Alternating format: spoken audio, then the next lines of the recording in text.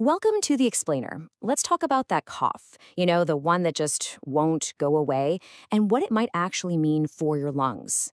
Today, we're going to untangle three really common conditions that can make breathing a struggle: bronchitis, asthma, and COPD. You know that feeling, right? That tightness in your chest, or a cough that just sticks around forever. Well, it's not just an annoyance. It's actually a signal that something's going on deep inside your lungs. So what's the one thing, the common thread that links all of these different breathing problems? Okay, so picture your airways like a super busy highway. Air is supposed to flow smoothly in both directions. But when there's an obstruction, think of it like a massive traffic jam, everything grinds to a halt. Air just can't move freely. And that makes it really tough to get that good fresh air in, and maybe even harder to get the old stale air out. That's exactly what leaves you feeling so breathless. All right, here's our game plan. We'll start with the common warning signs. Then we'll dive into bronchitis, asthma, and COPD one by one. And to wrap it up, we'll put them all side by side so you can really see how they're different. First up, airways under attack. So, when your airways are inflamed or blocked up, what are those classic red flags your body starts waving? Yeah, your body is pretty clear when something's not right.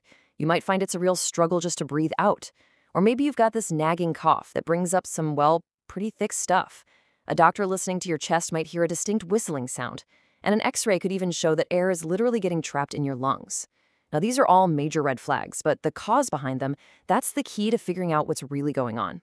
So let's start with a name we've probably all heard: bronchitis. All right, section 2, bronchitis. The word itself just means your bronchi, your airways, are inflamed. Simple enough, right? But it is so important to know which of the two main types you're dealing with, because one is basically a short-term bug, and the other is a really serious long-term problem.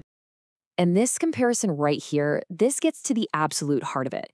Think of acute bronchitis like a bad cold that hits your chest. It's rough, but your body eventually fights it off and you recover.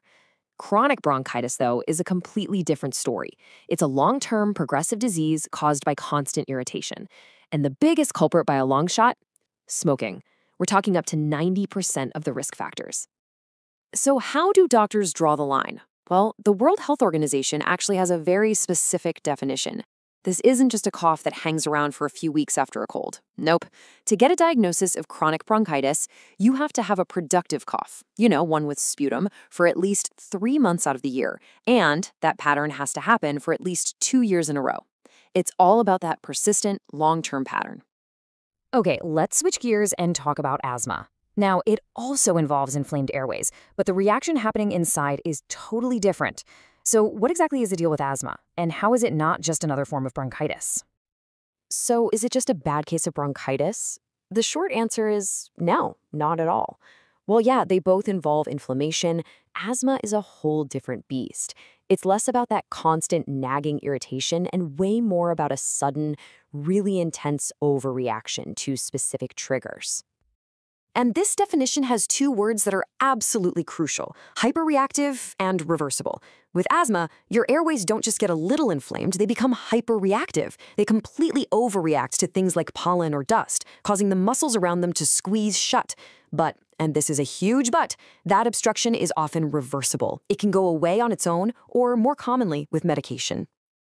And this cascade of events is why an asthma attack can feel so sudden and frankly so terrifying. Some kind of trigger gets in and bam, it sets off this massive chain reaction in your immune system. Your body releases a flood of chemicals like histamine, and that causes a three-pronged attack. First, the muscles around your airways clamp down. Second, the lining of the airways swells up. And third, your body pumps out a ton of extra mucus. It is the absolute perfect storm for blocking off your ability to breathe.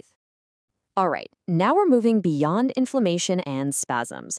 We're getting into something more serious: permanent structural damage to the lungs themselves. This is the stage where things can become irreversible. Yeah, we're not just talking about clogged pipes anymore. Emphysema is about the very fabric of your lungs being destroyed. You have these millions of tiny, delicate air sacs, the alveoli, where oxygen gets into your blood. With emphysema, the walls of those sacs break down.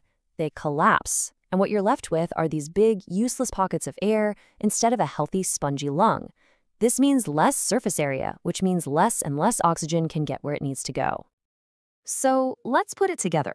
What happens when you combine the constant inflammation from chronic bronchitis with the actual lung tissue destruction from emphysema? Well, you get a new overarching diagnosis. And that diagnosis is COPD, or chronic obstructive pulmonary disease. It's not really one single thing. It's the result of these two damaging processes happening together. And the key words here are progressive and partially reversible.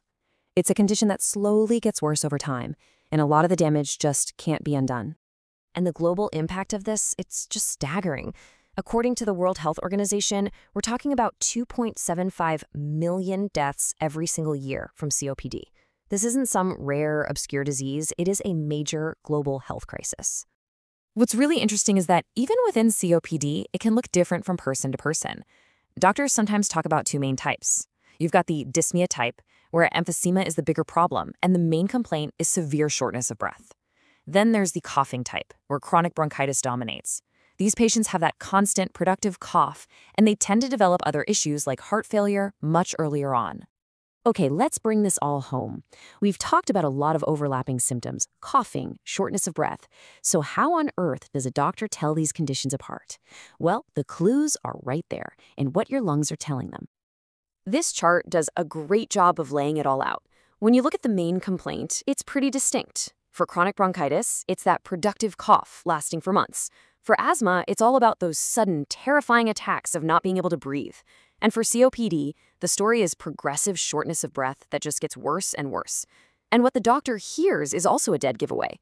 With bronchitis, you get these rattling sounds called rales. With asthma, it's a chorus of high-pitched whistling. But with advanced COPD, the breathing can be so weakened, it's almost quiet. So when you boil it all down, what's the real message here? It's that a chronic cough is so much more than just a nuisance. It's a message. It's a signal. So the final question is, what are your lungs telling you? Because listening to that message and listening early could make all the difference in the world.